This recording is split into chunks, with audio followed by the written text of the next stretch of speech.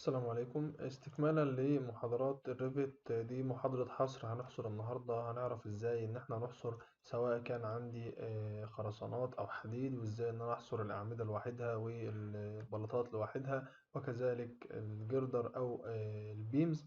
فعشان ابدأ ان انا احصر قدامي طريق من الاتنين. الطريق الاولاني ان انا هروح من هنا لسكادول الكوانتيتي، وبعدين رايت كليك، وبعدين اقول له انا عايز اعمل نيو سكادول، او هنا كده من قائمة فيو أو من الريبون بتاع فيو. بعدين أبدأ أروح على سكادول، هنا كده ليفت كليك، يبدأ يظهر لي هنا مجموعة من الحاجات اللي ممكن تساعدني في الحصر.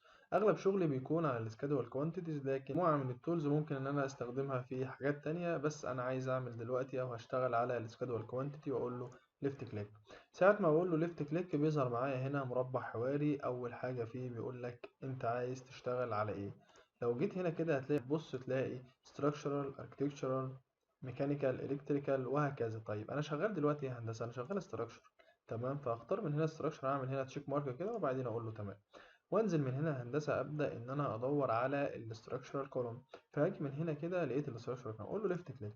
لما عملت عليه ليفت كليك قال لي الشيت بتاعه هيتسمى باسم structural column schedule.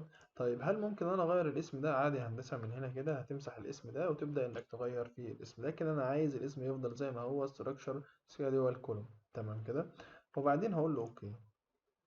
لما قلت له اوكي يا هندسه بيظهر معايا هنا 5 تولز، هبدا استخدم فيهم واحد واحد، فنمشي مع بعض خطوه خطوه. اول حاجه بيقول لك ان انت شغال على الاستراكشرال كولوم. تمام، بياكد لك المعلومه انك شغال هنا على الاستراكشرال كولوم. طيب اذا انت شغال على ماتيريال او على اناليتيكال او على فورس او على كلام من ده، هبدا اغير له من هنا، لكن انا شغال على الاستراكشرال كولوم. وبعدين ابدا انزل هنا هندسه بقى، شوف انت عايز تعمل حصر لايه بالظبط. مبدئيا كده انا عايز اشوف البيز ليفل مثلا، هعمل عليه دبل كليك فابدا يتحرك لي في الجزئيه دي كده. تمام، وبعدين عايز الكوست، عايز الكاونت. وبعدين انزل لتحت كده شوية هندسة، ابدأ بقى تدور في الحاجات دي. هتلاقي هنا مثلا فاميلي، وعايز التايب بتاعها، عايز اللينس بتاع العمود، وبعدين عايز الفاميلي بتاعتي او عايز التايب بتاعي، وعايز التوب ليفل. اي حاجة هحتاجها من هنا عشان تعدي للجنب التاني فبعمل عليها دبل كليك. وهكذا هقول له ان انا عايز الفوليوم. تمام كده. طب هندسة عندك حاجة مثلا زي الكوست، احنا ما ضفناش كوست اصلا، فانا مش عايزها، الغيها او اعديها تاني ازاي؟ هتيجي هنا كده من الاسهم دي هندسة واقول له ليفت كليك كده، فالكوست من عندي من اتنقل من هنا راح لهنا. تمام كده. طيب هنا هندسة عايز ابدا ان انا ارتب الحاجات بتاعتي ديت. يعني انا عايز الفاميلي هنا في الاول ووراها الطيب، وبعد كده ابدا ارتب اللي انا عايزه. فهاجي هندسة على فاميلي كده، اعمل عليها سيلكت، وبعدين هاجي من الاسهم دي كده واقول له عايز الفاميلي فوق خالص. وبعدين الطيب بتاعي عايز ورا الفاميلي على طول، فهبدا ان انا ارفعه فوق كده. تمام. البيز ليفل هبدأ أنزله لتحت كده عشان يبقى البيز ليفل والتوب ليفل ورا بعض. وعندي هنا الكاونت، العدد واللينس والفوليوم بتاعي في الآخر. تمام. طيب دي يا هندسة احنا واقفين هنا على فيلد. عندي هنا كام حاجة كده عايزك تركز فيهم ضروري. أول حاجة هنا هي add new parameter. يعني إيه بارامتر يا هندسة؟ هندسة الكوست بارامتر، اللينس أو الكات لينس بارامتر. يعني لو عايز أضيف بارامتر جديد اللي عايزه، لو عايز اضيف اي بارامتر جديد عندي هقول له من هنا نيو بارامتر. انت عايز تسميه ايه؟ اسم البارامتر بتاعك هنا. وبعدين هو نوع البارامتر بتاعك ايه؟ هل هو لينس، هل هو اريا، هل هو انجل، هل هو فوليوم، هل هو ايه بالظبط، هل هو تايم، هل هو سبيد؟ اختار له من هنا نوع البارامتر بتاعي، وبعدين اقول له اوكي. تمام كده.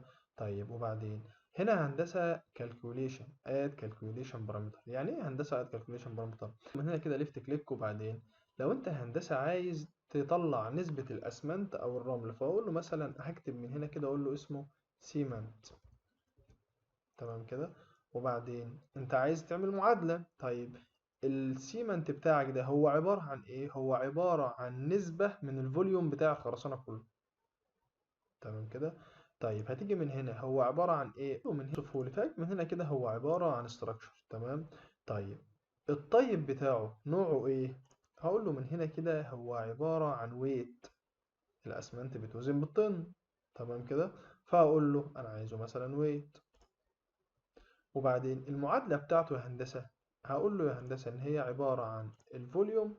أنا هاجي هنا أكتب 3 نقط كده، أقول له هي عبارة عن الفوليوم في نسبة اللي هي مثلا نفترض 3/10. وبعدين أقول له أوكي. بدأ إن هو هندسة هيضيف لي كمية الأسمنت اللي موجودة عندي، وهي 3/10 في الفوليوم بتاعي. تمام. طيب الكلام ده كده هندسة، من هنا أقدر أطلع نسبة للأسمنت ونسبة للرمل ونسبة للزلط أو السن بتاعي.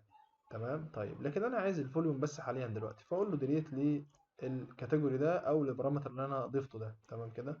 طيب من هنا كده هندسة لو قلت له combined بارامتر اللي هو آخر اختيار عندي ده عشان يجمع لي طولين أو يضرب لي حاجتين في بعض عشان أطلع منهم بنتيجة في الآخر.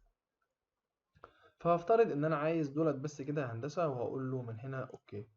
لما اقول له اوكي من هنا هندسة بدأ يفتح لي حاجة زي شيت اكسل كده.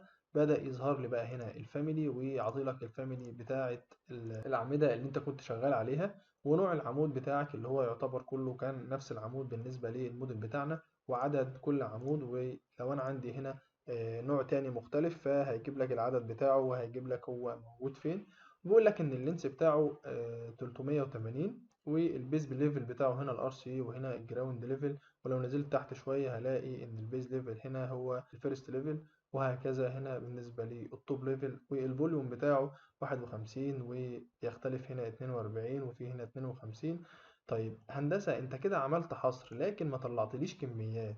هل معنى كده ان انا هجيب عمود عمود، او هجيب مثلا هعد ان دولت كام واحد 51 وهضربهم في بعض عشان اطلع الفوليوم بتاعي؟ لا يا هندسة، انت عندك الاربع او الخمسة تولز دول هنبدأ نستخدمهم عشان تطلع منهم اقصى استفادة للحصر. فبالنسبة للفيلد خلاص احنا كده اتكلمنا عنها. فلو قلت له من هنا edit، خلصت كلام عن الفيلد ان انا لو عايز اودي بارامتر من الاتجاه ده للاتجاه ده، او ان انا عايز اعدل اطلع الفوليوم فوق او التوب ليفل فوق، او اغير البارامتر دي من فوق لتحت. واتكلمنا هنا عن الكالكوليشن وازاي ان انا اعرف اضيف بارامتر جديد وهكذا. طيب هندسة تاني حاجة معايا هنا هي الفلتر. يعني ايه فلتر يا هندسة؟ يعني انت عايز تشوف ايه بالظبط. فمثلا لو جيت قلت له هنا كده انا عايز اعمل فلتر، لو فتحت ده كده يبدأ يظهر لي الفاميلي. عايز تعمل فلتر للتايب، لللينس، للبيز ليفل، للتوب ليفل، للفوليوم. هقول له مثلا انا عايز اعمل فلتر بتاعي بالنسبه للفوليوم. تمام كده. واقول له من هنا ان الفوليوم بتاعي ايكوال يساوي، ولنفترض نقول له بوينت 51، وبعدين اقول له اوكي.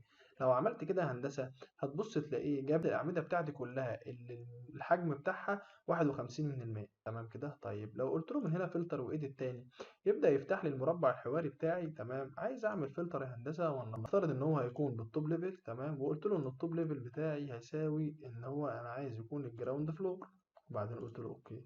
لو جيت ركزت هنا كده يا هندسه هيبدا ان هو يجيب لي الاعمده بس اللي موجوده في الجراوند فلور.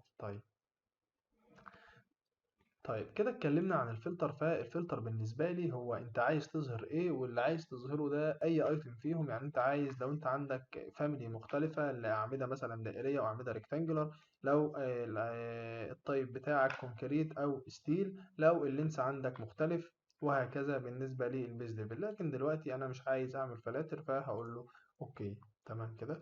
طيب هندسة هو ايه الفرق ما بين الحصر وما بين الكميات؟ الحصر يا هندسة انا كده بقى عندي مثلا هنا بقى عندي عمود واحد وفوليوم واحد. لكن انا عايز يا هندسة في الاخر هنا كده انا عايز ان يجي لي مثلا الفوليوم بتاع الاعمدة كله قد كذا والعدد بتاعهم قد كذا. اعمل الكلام ده منين؟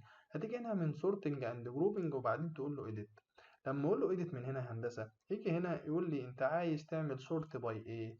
اول حاجة عايز اعمل سورت باي فوليوم. طيب عايزه في الهيدر ولا في الفوتر؟ يعني انت عايزه فوق ولا تحت؟ اقول له خليه في الهيدر يا هندسه. تمام كده. وعايز اعمل كمان يا هندسه سورت للتوب ليفل، وبعدين هقول له خليه في برضه في الهيدر، واقول له اوكي كده يا هندسه. بدأ يا هندسه يفصص لي الاعمده بتاعتي للليفل بتاعي. يعني الفيرست ركزت هنا كده هيقول لي ان الحجم هنا 41 من 100، وهم التوب ليفل بتاعهم كلهم ايه؟ فيرست ليفل. طب انزل لتحت كده يا هندسه هيقول لك ان الروف هنا برضه، هيقول لك ان الليفل بتاعهم هنا هو الروف، لكن الحجم بتاعهم برضه هو 41%. لكن لو نزلت تحت كده يا هندسه هيقول لك ان هيقول لك ان الليفل بتاعهم هو الفيرست ليفل، والحجم بتاعهم 42%. يعني هو عمل لي سورتنج او سورتنج اند جروبنج ليه؟ حدد لي الفوليوم بتاعي، وحدد لي هو موجود انهي ليفل بالظبط. فاروح للسورتنج اند جروبنج تاني، واقول له هندسه انا عايز اعمل جراند توتالز. العدد فاتفقنا ان انا معايا هنا الفوليوم بتاعي العمود ده لوحده وده لوحده وده لوحده. طيب انا لو عايز احصل على الفوليوم بتاعي كتوتال تحت والعدد بتاع الاعمده بتاعتي دي كتوتال تحت، تمام؟ يعني عايز اعرف انا عندي كام متر مكعب خرسانه هعرف استخدمه او هحتاج ان انا استخدمه بالنسبه للاعمده. فاقول له يا هندسه من سورتنج اند جروبنج، من هنا وهاجي ليفت كليك اديت، وبعدين هقول له يا هندسه انا عايز من هنا توتال جراوند. لما اعمل تشيك مارك هنا كده يبدا يظهر لي هنا يقول لي انت عايز تظهر التايتل اللي هو الاسم اللي هو الجراوند توتال، لو انت عايز تظهر حاجة تانية او تعدل في الاسم عادي، والعدد اللي هو الكاونت والتوتال اللي هو المجموع، ولا عايز تظهر التايتل والتوتال بس، الكاونت والتوتال بس، ولا التوتال اونلي. تمام كده. هقول له اظهر لي التايتل والكاونت والتوتال وشوف الدنيا هتمشي معاك ازاي كده. فاقول له من هنا اوكي. هندسة انزل تحت كده هتلاقيه اداك هنا 9، ده كده 29.32 متر مكعب خرسانة أنا محتاجهم عشان أبدأ أصب الأعمدة بتاعتي. طيب عدد الأعمدة بتاعتي كام؟ هتبص هنا هندسة هتلاقيه كاتب لك إن عدد الأعمدة بتاعتك 64 عمود. دول اللي موجودين فين؟ اللي موجودين في الروف في الفيرست ليفل والجراوند ليفل وهكذا. تمام كده يا هندسة. طيب إذا أنا هندسة محتاج إن أنا أقدر أخلي الجراوند ليفل لوحده والفيرست ليفل لوحده وهكذا، هتروح هندسة برضو من فلتر من هنا، وبعدين هتقول له هندسة أنا عايز أعمل بس نعمل فلتر، وجيت له هنا، لو جيت له هنا كده وضغطت على نون دي هيبدأ يفتح لي. أنت عايز تعمل فلتر بإيه بقى؟ أقول له أنا عايز أعمل مثلا فلتر بالبيز ليفل. تمام كده. لو قلت له من هنا ايكوال وبعدين هخليه من هنا هو يساوي الار سي او الليفل بتاع الار سي، قول له اوكي كده يا هندسه. جاب لي عدد الاعمده بتاعه الدور الارضي وهي 30 عمود، والفوليوم بتاعهم اللي هو 15 و31 من 100. تمام كده. طيب عايزهم يظهروا كلهم مع بعض يا هندسه، العب بقى في الفلاتر زي ما انت عايز. يعني انت عملت مثلا البيز ليفل، قول له هندسة مثلا أنا عايز أرتبهم بالطيب، فالمفروض إن أنا ما عنديش غير عمود واحد بس اللي هو 25 في 60. لو عندي أعمدة تانية فالأعمدة التانية دي هختار له من هنا العمود اللي أنا عايز أظهره مثلا، وبعدين أقول له أوكي. طيب هندسة عايزين نعمل شيت تاني يكون للبيمز. قبل ما تروح تعمل شيت تاني للبيم عايزك تاخد بالك بس من مجموعة الأوامر اللي فوق اللي هنا دي. هندسة الفاميلي دي بالنسبة لي column، يعني أنا ممكن أوسع فيه أو أوسع المكان بتاعه وأضيقه، وبالنسبة لي ممكن إن أنا أمسحه عادي، متاح معايا إن أنا أمسحه من هنا. تمام. أو إن أنا أغير فيه الاسم بتاع السكادول من هنا. تمام كده. طيب عايزين نعمل شيت تاني للبيم، فهروح برضو من قائمة فيو بعدين سكادول، وبعدين سكادول كوانتيتي، اختار structural، وبعدين هي اسمها ايه بقى يا هندسة؟ اسمها structural framing. تمام كده. فهنزل هنا على الاستراكشر فريمنج واقول له تمام انا عايز اعمل استراكشر فريمنج. عايز ايه بقى ليها يا هندسه؟ اول حاجه عاوز الكاونت بتاعها، وبعدين عايز الكات لينز. فاكر يا هندسه اما قلنا الفرق ما بين اللينس والكات لينز؟ تمام. هنزل لتحت واقول له انا عايز الليفل بتاعها هي موجوده في انهي ليفل، وعايز التايب بتاعها، وعايز كمان الفوليوم بتاعها، والفاميلي بتاعتها لو ليها فاميلي معين، لو انا عندي مجموعة من الكاميرات مختلفة عن بعضها. تمام كده. طيب ابدأ من هنا هندسة ارتب الحاجات اللي انا عايزها، فاقول له انا عايز الفاميلي الاول. تمام. وبعدين بعد الفاميلي هحط التايب، اسيب الكاونت بعدهم والكات لينس والفوليوم، وبعدين هقول له اوكي يا هندسة. بدأ يعمل لي هنا الاستراكشر فريمنج سكادول.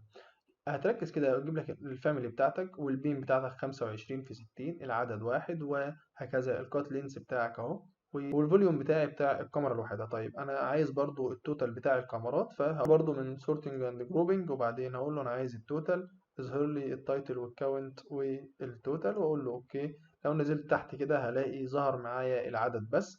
هقول له هندسة من هنا تاني من فورماتنج واجي على فوليوم دي، وبعدين اختار من هنا هندسة ان الفوليوم بتاعي هو فيه كالكوليشن تولز. تمام كده. واقول له اوكي. يبدأ يظهر لي هنا هندسة الرقم بتاعي اللي هو المجموع بتاع الفوليوم بتاع الكاميرات بتاعتي. تمام كده وهكذا. طيب هندسة احنا عايزين نعمل سكادول للحديد. تمام. فهروح من قائمة فيو بعدين سكادول كوانتيتي، عايز تعمل لايه؟ للستراكشر. تمام. هنزل بقى ادور يا هندسة على الريبار، بس هيكون الاستراكشر ريبار. تمام كده. فهروح من هنا افضل ادور على structural ريبار، لقيت من هنا كده structural ريبار reinforcement.